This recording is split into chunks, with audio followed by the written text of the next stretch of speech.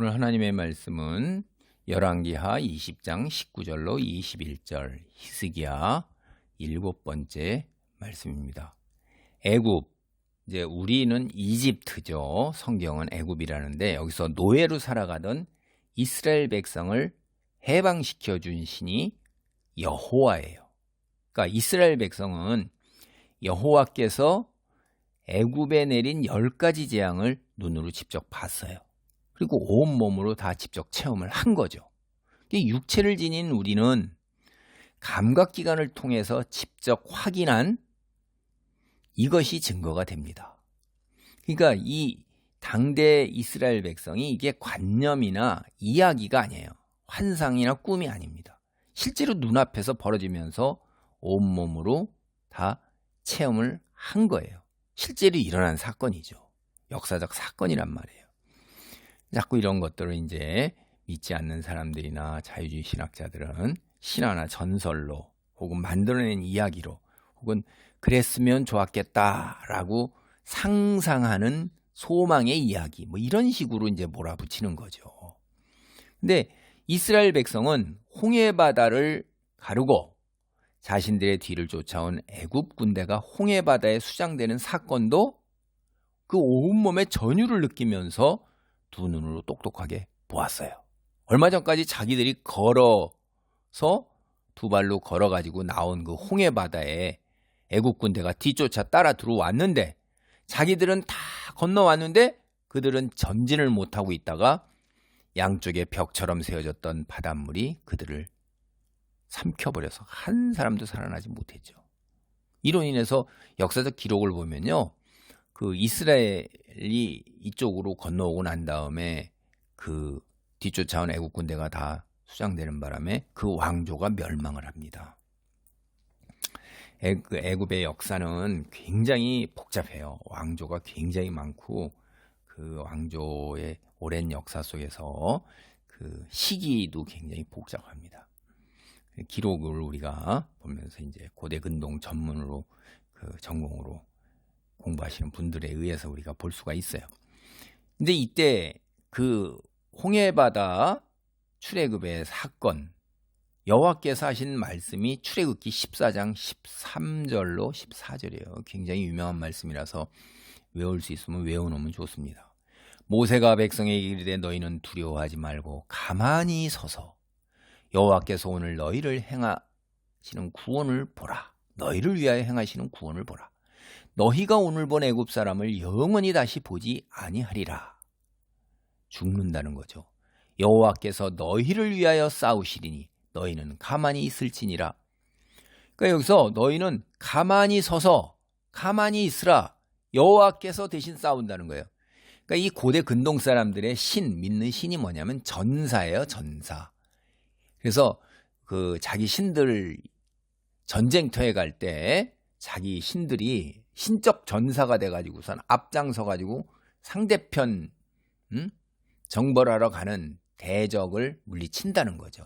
그 신적 전사의 이미지가 여기에 그대로 나오는 겁니다. 그러니까 여러분 이스라엘에게 여호와께서 내가 어떠한 하나님이냐 어떠한 신이냐 하는 거를 이해시키는데 당대 문화 속에서 그 아주 모든 사람들이 다 이해하고 있었던 그런 것들을 다 끌어다가 내가 이러이러한 신이다. 너희가 알고 있는 이러이러한 신, 그 이야기를 다 끌어다가 소통을 하고 계시는 거예요.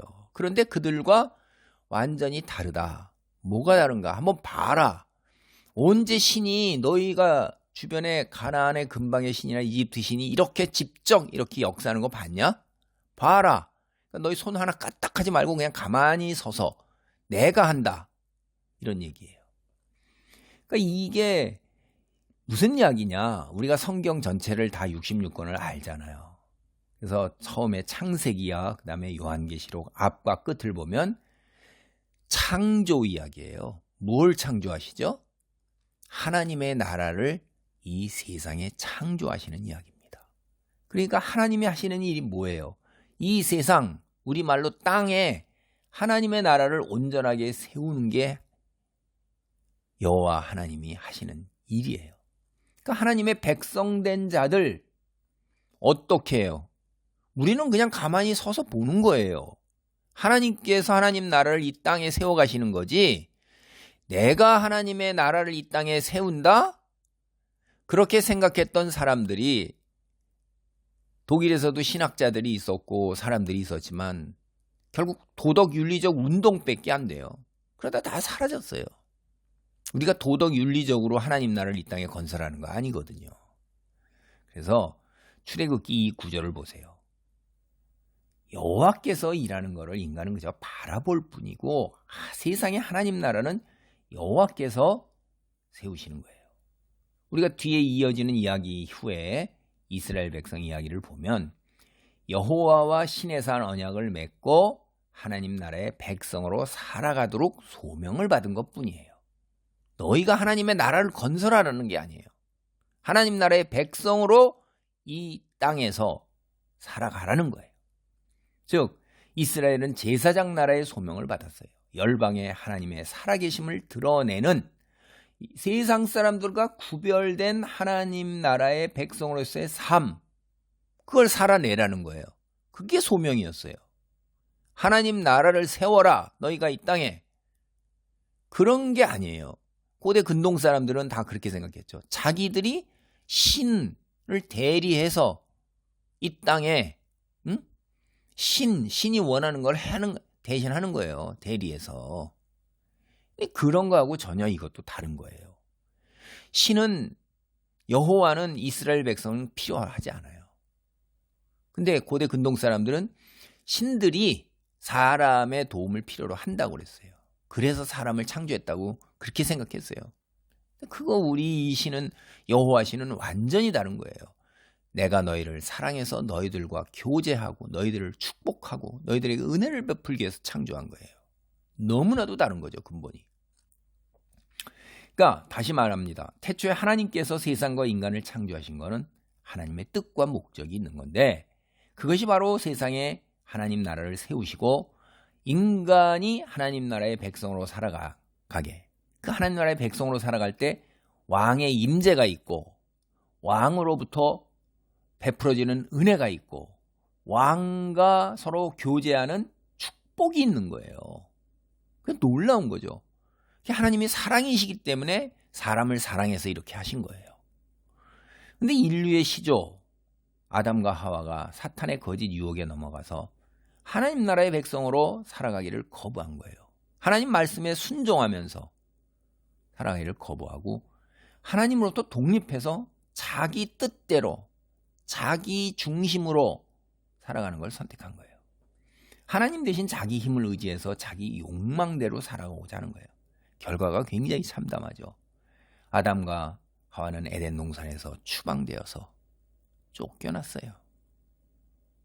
에덴 동산에서 쫓겨났고 자기 세운 가정 파탄 나는데 자기 힘으로 어찌할 수가 없어요.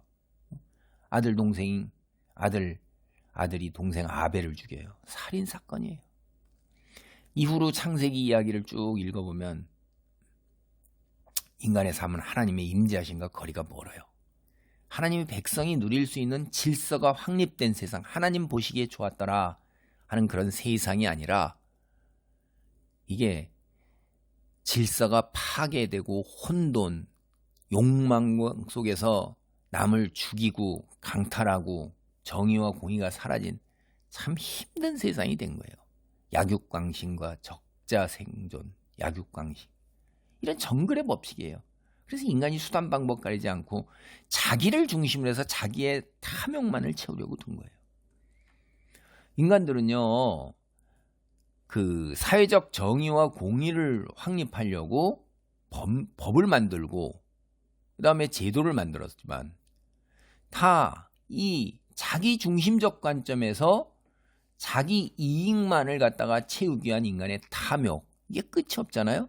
그래서 이 법과 제도가 무색한 거예요. 정직하게 그것을 지켜야 하는데 거짓이 난무하는 세상이 된 거예요.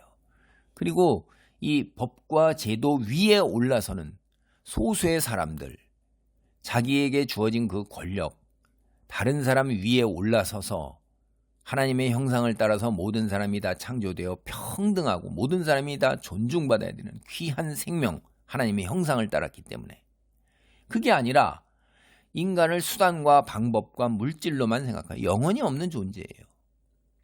그러니까 정의와 공의, 이건 명분과 형식일 뿐이지 위선 속에서 법과 도덕, 제도 위에 군림하는 거고, 이 자기들이 다스리는 사람들에게만 그걸 강요하는 거예요. 한마디로 소수, 다수를 갈취하고 착취하고 자기 탐욕을 채우는 도구나 수단으로. 세상이 그렇게 되었어요. 지금 옳고 그름이 없어요. 법과 도덕이 다 사라지는 거예요. 자기의 유익만이 남은 거예요. 그래서 무리짓는 거예요. 그게 이제 옛날도 다 그런 모습이기 때문에 하나님께서 세상을 홍수로 심판하고 노아를 택해서 다시 하나님의 나라를 세상에 건설하기 위해서 시작했는데, 노아도 하나님으로부터 독립했어요. 자기 중심적 이런 사람의 형태가 창세 이후에 아담과 하와의 형상을 닮았기 때문에 인간이 똑같은 역사를 반복해요. 그 하나님은 세상과 인간을 창조하신 전지전능하신 분인데, 이 하나님이 세상에 하나님 나라를 세우는 일이 자꾸 이루어지지 않고 지연이 되잖아요. 왜? 인간이 타락해서. 계속해서 아담과 하와 이후에 계속해서 타락하는 거예요. 그냥. 그러니까 하나님의 뜻과 목적이 이게 이루어지지가 못하는 거예요. 응? 그래서 하나님께서 어떻게 해요? 아브라함을 부르시잖아요. 그러니까 아브라함은 하나님의 부르심에 응했어요. 그리고 하나님 나라의 백성으로 살기 위해서 살던 지역을 떠나 가나안으로 이주한 거예요. 그 살던 지역은 도시 지역이 우상 숭배가 만연하니까 그거를 끊어내야 되는 겁니다. 아브라함이 하나님을 믿는다는 게 현실적으로 이거 거의 불가능한 일입니다. 저도 그런데 지금 현재 내가 살고 있는 삶, 이 삶을 내려놓고 어떤 도전과 모험을 한다? 저는 포기해요. 부모, 형제와 일가 친척, 자기가 그 도시 안에서 누리는 사회적 위치와 안락한 삶, 재물을 다 내려놓고 다 팔아가지고 꾸려가지고 떠나야 되는 거예요. 여러분, 오늘 우리가 기독교인이 되려면 기존에 살던 걸 모두 다 내려놓고 하나님을 믿어야 된다면 얼마나 될까요? 출석교인 100만 명에 한 명 나올까 말까, 저는 그런 정도라고 봐요. 하나님과 예수님 복음을 믿고 그리스도인이 돼서 네가 있는 현재의 것 모든 것 포기해야 된다면 정말 믿을 수 있을까요, 이게? 근데 이 고대 근동사에 살던 아브라함이 하나님을 믿었다. 그게 바로 그런 거예요. 자기의 모든 것을 다 포기하고 광야로 나가는 겁니다. 가나안 광야로. 야, 참 기가 막힌 거예요. 그런 아브라함이 때때로 하나님의 자녀가 되고 백성이 되는 길을 선택한 아브라함도 때때로 자기 중심적이 된 거예요. 현실의 시선이 꽂혀서. 아니, 믿음의 조상 아브라함도 그렇다 이 말이에요. 야, 그래도 아브라함 같은 참 아브라함 하여간. 근데 이스라엘 백성이 바로 아브라함의 후손입니다. 400여 년 넘게 이제 애굽 땅에서 노예 생활을 하면서 생육하고 번성하고 충만한 상태가 된 거예요. 하나님께서 아담에게 뭐라고 그랬어요? 생육 번성 충만하라고 그랬잖아요. 그 복을 내리시며 이렇게 얘기했단 말이에요. 근데 그 복이 이루어졌어요. 이스라엘 민족이 됐어요. 장정만 60만 명이에요. 생육 번성 충만하니까 때가 됐을 때 하나님께서 모세를 세워서 이스라엘 백성을 인도한 거예요. 애굽의 노예 생활 거기서 해방시켜 이제 하나님 나라의 백성으로 살아가도록 자유인이 되게 하셨어요. 여호와 혹은 요새는 야훼라고도 그러는데 이스라엘의 하나님을 부르는 고유 명사예요. 고대 근동 신들 이게 다 민족이 섬기는 신이에요. 심지어는요 가족과 시족 단위로도 저마다 신을 섬겼어요. 그렇게 민족들 단위로 섬기는 신 말고도 진액 그 수호신처럼. 그러니까 믿는 신 섬기는 방법이 뭐냐면 신의 형상을 만드는 거예요. 우상 눈에 보이는 걸 만들어서 그게 크기도 각자 다 다양한 거죠. 그게 매개물이에요. 신의 형상이 신이 임재하고 그걸 통해서 신이 능력을 발휘하는 거예요. 그러니까 그 우상 만들어 놓은 형상을 잘 섬기면 신이 자신을 보호하고 축복해 주는 거예요. 그렇게 믿은 거예요, 그게. 신을 안 믿는 사람이 없어요. 오늘날 우리가 휴대전화, 컴퓨터, 자동차, 전기 안 쓰는 사람 없잖아요. 그거 같은 거예요. 그래서 자기가 섬기는 신, 다른 사람들이 섬기는 신보다 능력 있고 강하다. 이게 자신의 소원대로 세상 만사가 형통하게 되는 것에서 드러난다고 그랬어요. 대표적인 게 제가 아까 말씀드렸던 전쟁이 끊이지 않잖아요. 다 약육강식이란 말이에요. 뺏어서 힘센 놈이 갖는 게 세상이에요, 이게. 응? 오늘날도 신사적으로 마치 명분을 쌓고 모습은 포장하지만 탐욕을 채우기 위해서 힘 있는 놈이 국제 질서 뭐 이런 거 다 위에 올라서 있는 거 똑같잖아요.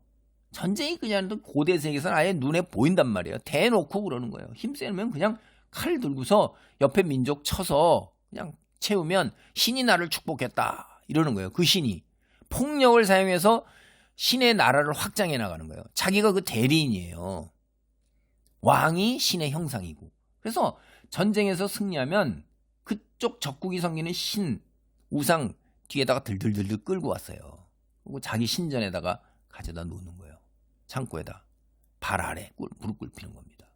그게 머릿속이 관념이 다 그렇고 그거 뭐 이상한 게 하나도 없는 거예요. 그리스 로마 신화도 이원론적으로 신의 세상과 하나님의 세상 그리고 신들이 다 인간을 내다보고 있잖아요. 그게 만연했던 거예요. 그렇게. 그 이스라엘 백성은 세상 신 중에서 가장 능력 있는 신이기 때문에 이스라엘 백성이 여호와를 섬겼나요? 그렇게 택해서? 아니죠. 성경 보면 여호와께서 하나님 나라를 세상에 이루어간 과정 중에서 그 수많은 백성 중에서 이스라엘 백성을 택한 거예요. 수많은 사람 중에서 아브라함을 택하여 세운 거예요. 여러분 출애굽기 14장 13절로 14절 제가 다시 말씀드리잖아요. 이스라엘 백성 하나님 나라를 이루어가는데 참여하도록 부르신 거예요. 초청하신 거예요. 이 여호와께서 주신 소명만 맡긴 일만 하면 되는 거지 세상에 하나님 나라를 세우는 일을 하라고 그런 게 아니에요. 이게 대단한 거죠. 또 하나님께서 이 세상에 하나님 나라를 세우는 모든 계획을 다 창조 때부터 갖고 계신 거예요. 그대로 추진하고 계시는 거예요. 세상에 하나님 나라를 세우는 일 여호와께서 주도적으로 일을 하시고 인간은 그저 거기에 참여하고 반응하고 부르심에 협력하면 되는 거예요. 이게 무슨 얘기냐면 하나님 나라 백성으로 살면서 법을 지키면 되는 거예요. 우리가 대한민국 사람이면 대한민국 법을 지키며 살면 국적 잃지 않잖아요. 인간은 그저 여호와께서 부여한 소명, 역할을 감당하면 되는 거예요. 그래서 가만히 서서 여호와께서 행하는 구원을 보라고 말씀하시는 겁니다. 자, 이제 출애굽기 6장 7절 상반절을 보면 너희로 내 백성을 삼고 나는 너희 하나님이 되리니 이렇게 말씀하셨어요. 이스라엘 백성은 여호와의 백성이 되고 여호와는 이스라엘의 신이 된 겁니다. 이게 고대 근동 사람 그때 당대 살던 사람이 이 말이 무슨 말인지들은 너무나도 잘 아는 거죠. 다 이게 무슨 말씀인지 당연히 이해했다 이 말이에요. 그게 굉장히 중요한 겁니다. 너희로 내 백성을 삼고 나는 너희의 하나님이 되리니 우리는 하나님 여호와의 백성이고 여호와는 우리의 신이다. 이런 거예요. 그냥. 그래서 이걸 잘 드러내는 이제 이야기가 이어지는 쭉 여호와 하나님만을 믿고 섬기는 그 말씀 제사 제도라든가 제사장 제도라든가 속죄 제도라든가 뭐 율례 말씀 그리고 십계명 이런 거 준 거예요. 그거 지키면서 살면 되는 거예요. 그런데 이 사람이라는 게 우리 눈에 보여야 되잖아요. 뭔가가. 눈에 안 보이면 이게 힘든 거예요. 응? 눈에 보이는 게 당장 뭐예요? 형상 만드는 거예요. 근데 성경을 보면 하나님의 형상이 누구죠? 여러분 주변에 있는 인간이에요. 여러분 부모예요. 눈에 보이는 형상이에요. 여러분 자매, 이웃, 사람을 우리의 모양과 형상을 따라, 우리의 형상과 모양을 따라 사람을 만들고, 사람이 신의 형상이라 사람을 섬기면 되는 거예요. 기가 막힌 얘기인데 인간은 그걸 싫은 거라. 하나님은요, 우리에게 영원히 누릴 걸 상급으로 주시고자 해요. 근데 인간은 눈에 보이는 것, 그리고 지금 당장 육체적 존재, 내 안에 있는 영적인 것, 이거는 당장 효과가 안 와요. 물 안 먹고 밥 안 먹으면 사흘 굶으면 힘들어요. 그러니까 우선 또 남이 나를 짓밟고 조롱하고 모욕하면 이거 싫은 거예요. 그러니까 돈과 권력, 사회적 위치, 건강, 이런 게 우선이에요. 근데 하나님은 그거보다 근본적인 걸 얘기하신단 말이에요. 이걸 깨닫고 참 따라가기가 어렵죠. 피조물 된 주제에 창조주 하나님을 거부하고 교만하게 다 아는 것처럼, 하나님이 어디 있어? 눈에 보이지도 않는데. 지금 사는 게 전부지. 죽으면 끝이야. 알량한 또 자존심은 얼마나 있어요. 이게 다 자기중심이에요. 모른다고 그러는 게 제일 정확한 거예요. 모르기 때문에 어떡할래요? 말씀하는 거를 선택할래 안 할래? 성경은 인간이 지어낸 이야기야. 네가 그걸 다 살펴봤어? 확증해? 그리고 증거가 있어? 그래도 그냥 아니라는 거예요. 그냥 그렇다는 거예요. 그러니까 모른다고 그래야 돼요. 교만이에요. 그래서 하나님이 뭐라고 그래요? 교만은 죽음이요 멸망이에요. 오늘 본문 열왕기하 20장 19절 말씀을 보면 이스라엘 왕 중에서 보기 드물게 믿음의 왕인데 히스기야도 타락한 모습을 그대로 드러내요. 19절입니다. 히스기야가 이사야에게 이르되 당신이 전한 바 여호와의 말씀이 선하니이다 하고 또 이르되 만일 내가 사는 날에 태평과 진실이 있을진데 어찌 선하지 아니하리요 하니라. 이게 무슨 얘기냐면 히스기야가 갑자기 교만해가지고선 그 인간적인 교만과 허세로 꽉 잡고 자기가 죽음에서 살아났다는 회복되었다는 반응을 듣고선 찾아온 바벨론 사절들에게 자기의 온 국가적 보물을 허세로 다 내보인 거예요. 그런 이야기를 듣고 이사야가 와서 지금 전한 당신이 그렇게 했으니까 멸망할 것이다. 당신의 자손들은 바벨론에 끌려가 포로가 되어 환관으로 살 것이다. 이런 이야기를 하니까 이렇게 얘기하는 거예요. 아니 히스기야 참 이해하기 힘들죠. 아니 그런 히스기야가 이사야가 선언을 하면 즉시 무릎 꿇고 회개해야 되는데 다윗처럼 냉담한 거예요. 자, 끝까지 자존심 세워서 바벨론 왕궁, 바벨론 사절에게 왕궁범을 자랑스럽게 보여준 것, 꼭 뭐 어쩌냐, 괜찮다 이러는 거예요. 그리고 자존심을 내세우는 거예요. 그리고 자기 살아생전에 여호와의 심판이 닥치지 않으니까 뭐 선한 거야. 나 괜찮으니까 괜찮아. 야, 자기 후손은 어떡하라고. 그러니까 자기 중심적인 거예요. 엄청난 거예요. 다시 말씀드립니다. 지금까지 보여준 히스기야 믿음대로라면 즉시로 회개하고 하나님께 용서를 구하는 거예요. 관습대로 히스기야 옷 찢고 베옷 입고 탄식하고 울부짖어하는 거예요. 근데 엄청나게 자기중심적이에요. 이기적이에요. 여호와를 거부해요. 여호와를 믿고 의지하고 순종하며 백성을 이끄는 왕의 모습. 히스기야에게 온데간데 없이 다 사라져버린 거예요. 그냥 세상 왕의 인간적 왕의 모습만 달랑 남은 거예요. 아유, 사람이 아무리 믿음이 좋아도 이럴 수 있는 거예요. 믿음의 관점에서 이 순간 믿음의 영웅 히스기야의 한계, 타락상이 그냥 드러나는 거예요. 다윗 한순간의 오점과 실수로 얼마나 이스라엘 전체가 다 망한 거잖아요.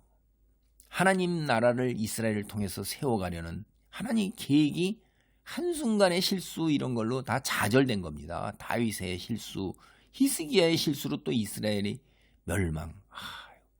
참 안타깝습니다. 열왕기하 20장 20절로 21절입니다. 히스기야의 남은 사적과 그의 모든 업적과 저수지와 수도를 만들어 물을 성 안으로 끌어들이는 유다왕 역대지략에 기록되지 아니하였느냐. 히스기야가 그의 조상들과 함께 차고 그의 아들 므낫세가 대신하여 왕이 되니라. 히스기야의 남은 통치여 요약을 하는 건데 여기에 이제 수로를 만든 일이잖아요. 예루살렘 성이 이제 3면이 깎아진 듯한 절벽이에요. 천연의 요새죠. 근데 물이 없어요. 그러니까 물이 없어서 이제 포위하면 석 달이고 넉 달이고 되면 다 죽는 거예요. 그래서 기혼샘으로부터 실로암으로 식수를 끓여들이는데 성공했고 터널로 만든 거예요. 지하 터널로. 이걸 업적으로 기록한 거예요. 그런데 이제 사람들은 이게 다 성경을 안 믿는 사람이나 자유주의 신학자들이 어떻게 하겠어요? 에휴, 만들어낸 얘기니까. 근데 이게 발견됐잖아요.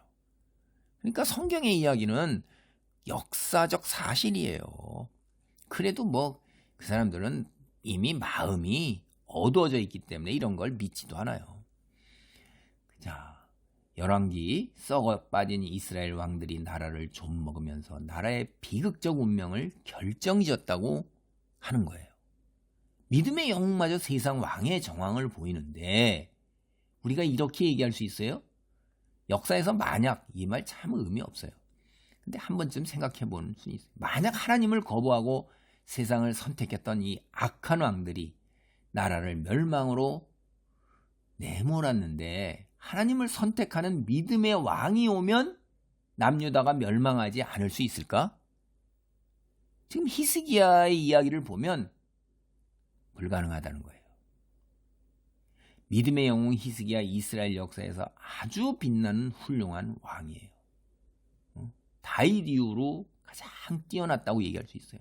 근데 히스기야마저 내 때 괜찮아. 그러니까 얼마나 이기적이고 탐욕적이에요. 그러니까 믿음의 왕이 와도 이스라엘 멸망의 화는 면할 수 없다. 인간의 한계는 이런 거예요. 여러분 여기서 이제 복잡한 이야기 해야 제가 그렇고 창세기를 살펴보면 하나님과 함께 에덴 동산을 거느렸어요. 아담과 하와는. 근데 그들마저 하나님을 거부했어요. 그리고 하나님으로부터 독립해서 하나님의 위치에 올라서고자 한 거예요. 그 이후에 인간은 하나님과 단절되면서 자신이 영적 존재라는 사실에 대해서 맹인이 된 겁니다. 인간이 하나님을 완전하게 거부하고 세상의 것만을 택하는 겁니다. 그게 바벨탑을 세운 인간의 역사예요. 그때 하나님으로부터 에덴 동산에 추방된 세월이 가까워요? 아니면 오늘날 더 가까워요? 어느 때 더 영적으로 점점점 눈이 더 멀어지는 게 심화됐을까요? 인간요, 눈에 보이는 세상이 전부고 육체의 탐욕만 자기 힘으로 채우려는 짐승하고 다를 바 없는 거예요. 그럼에도 불구하고 하나님께서는 일방적으로 인간에게 다가오시는 것입니다. 하나님 나라의 백성으로 살아갈 길을 계속해서 주시는 거예요. 바로 이스라엘 백성을 여호와의 백성으로 선택하고 이스라엘을 열방의 제사장 나라로 열방의 빛이 되게 부르신 거예요. 출애굽 직후에 모세오경이라는 성경 말씀을 주셨고 그 이후에 선지자들을 보내 이스라엘을 하나님께로 돌아오도록 계속해서 메시지를 주고 있는 거예요. 그게 선지서예요. 그리고 선지자들. 그런데도 이스라엘이 여호와께 돌아오지 않자 결국 때가 이르렀을 때 북이스라엘은 아시리아에, 남유다는 바벨론에 멸망당하고 살아남은 자들 대다수는 포로로 끌려가는 운명을 맞이하는 것입니다. 이때 하나님께서 계속 보내는 선지자들이 놀랍게 예언한 게 결국 이스라엘을 다시 회복시키실 것이고 그를 위해서 한 사람, 모세와 같은 한 사람, 메시아를 보내서 이 땅에 하나님의 나라를 세우시겠다. 이스라엘을 구원하시고 영적으로 회복하고 그 이야기대로 예수님께서 오신 거예요. 그래서 예수님께서 오셔서 이 땅에 제일 먼저 하신 복음 선포가 마가복음 1장 14, 15절을 기준해서 보면 때가 찼으니 회개하고 하나님을 믿으라. 하나님의 나라가 가까이 왔느니라. 하나님의 나라예요. 하나님의 나라. 이 세상 하나님의 나라. 즉 누가 다스리냐 이거예요. 인간이 다스려? 그 뒤에 사탄이 있어. 사탄이 다스려? 하나님께서 다스리냐? 하나님이 다스리는 하나님의 나라. 이 세상에 세워지는 겁니다. 예수님께서 오심으로 새하늘과 새 땅, 새 창조가 시작되었고 이제 마지막으로 다시 오시는 날 새하늘과 새 땅이 창조되면서 죽은 자들이 부활해서 일어나서 하나님 나라의 백성으로 하나님과 영원히 교제하고 소통하며 살아가는 겁니다. 오늘 말씀을 정리합니다. 믿음의 영웅 히스기야 말에서 믿음이 있든 없든 인간은 철저하게 자기중심적이고 자기의존적이라는 거예요. 눈에 보이는 세상을 바라보는 거예요. 하나님의 백성으로 우리는 살아가기를 선택했어요. 그것은 삶의 고비마다 하나님을 의지하고 순종해야 되는 거예요. 하나님의 말씀이 법이에요. 그 하나님의 말씀, 법을 지키는 거예요. 그게 우리에게 주어진 소명이에요. 그것이 믿음인 것입니다. 하나님 뜻 대신에 자기중심적인 삶의 목표, 그래봐야 육체적인 소욕을 채우는 거죠. 근데 이거를 하나님 뜻으로 포장하는 경우가, 믿음으로 포장하는 경우가 많고, 막 그것만을 위해서 형통과 안락과 자식과 돈과 건강을 위해서 막 하나님께 뒹굴고 치유와 회복, 축복, 은혜 이러는 거는 틀린 이야기는 아니에요. 근데 하나님께서 상과 벌의 하나님으로 보면 여러분 그건 유아기적인 거예요. 하나님이 세우신 질서 원리를 따르면 심은 대로 거두는 것처럼 하나님의 정의와 공의와 번영과 축복은 열매로 결실로 오는 겁니다. 그게 세상을 하나님께서 그렇게 질서를 세우신 거예요. 근데 그렇게 안 하면서 그런 것들만 따고자 한다면, 그런 열매만을, 세상적 형통만을 열매를 원한다면 크게 질서와 원리를 어긋나는 거예요. 유아기적인 사고에서 점점 좀 이렇게 성장하면 부모와 같이 있는 것, 부모가 있는 것 그 자체가 은혜라는 걸 알잖아요. 우리도 부모가 내가 좀 커서 고등학생, 대학생 이렇게 성인이 됐는데 부모가 날 뭘 안 줘? 이래가지고 내가 부모한테 막 떼쓰고 그럽니까? 어릴 때는 그러지만 좀 성숙한 그리스도인으로 믿음이 뭔지를 알고 하나님 나라의 하나님 백성으로 살고자, 그리고 그런 능력을 위해서 말씀의 권능과 성령의 도우심을 간구하는 기도가 주된 기도가 되어야 될 것입니다. 부활의 오늘, 부활하신 하나님, 부활하신 예수님, 우리에게 어떻게 살아야 할지를 보여주셨는데 그 예수님 뒤를 따르는 놀라운 부활의 그리스도의 증인이 되는 삶이 있기를 바랍니다. 할렐루야. 하나님 감사합니다. 이 땅에 예수 그리스도께서 오셔서 우리의 눈을 여사 이제 하나님 나라의 백성으로 살아가는 삶이 어떠한지를 깨닫게 하고 또한 살아갈 능력을 보혜사 성령을 통하여 부어주신다 하셨사오니 주여 그 말씀 그대로 이루어 주시옵소서. 특히 에스겔 선지자 아버지 하나님이여, 한 마음을 주고 새 영을 우리 속에 주시며 부드러운 마음을 줘 하나님 말씀을 따르고 지켜 행할 수 있게 하시고 하나님이 우리의 하나님이 되시고 내가 하나님의 백성이 되도록 하나님께서 축복하신다 하셨사오니 그 말씀 그대로 이루소서. 하나님 홀로 영광 받으시기를 바라오며 예수님의 이름으로 기도하옵나이다. 아멘.